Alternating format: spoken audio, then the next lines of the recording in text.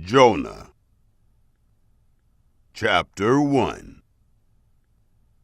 Now Yahweh's word came to Jonah, the son of Amittai, saying, Arise, go to Nineveh, that great city, and preach against it, for their wickedness has come up before me.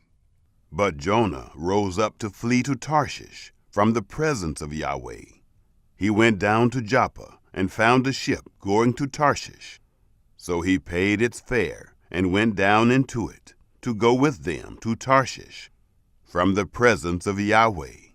But Yahweh sent out a great wind on the sea, and there was a mighty storm on the sea, so that the ship was likely to break up. Then the mariners were afraid, and every man cried to his God. They threw the cargo that was in the ship into the sea to lighten the ship. But Jonah had gone down into the innermost parts of the ship, and he was laying down and was fast asleep. So the shipmaster came to him and said to him, "What do you mean, sleeper? Arise, call on your God. Maybe your God will notice us, so that we won't perish." They all said to each other, "Come, let's cast lots, that we may know who is responsible for this evil that is on us." So they cast lots, and the lot fell on Jonah. Then they asked him, "Tell us, please, for whose cause this evil is on us? What is your occupation?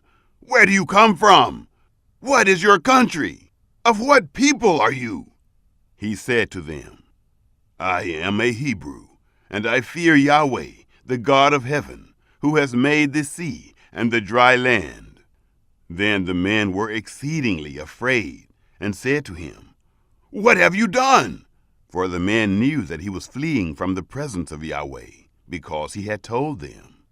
Then they said to him, "What shall we do to you, that the sea may be calm to us?" For the sea grew more and more stormy. He said to them, "Take me up and throw me into the sea. Then the sea will be calm for you. For I know that because of me, this great storm is on you." Nevertheless, the men rowed hard to get them back to the land, but they could not, for the sea grew more and more stormy against them.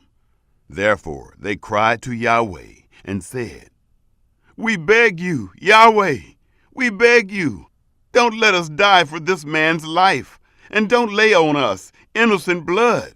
For you, Yahweh, have done as it pleased you." So they took up Jonah and threw him into the sea, and the sea ceased its raging. Then the men feared Yahweh exceedingly, and they offered a sacrifice to Yahweh and made vows. Yahweh prepared a great fish to swallow up Jonah, and Jonah was in the belly of the fish 3 days and 3 nights.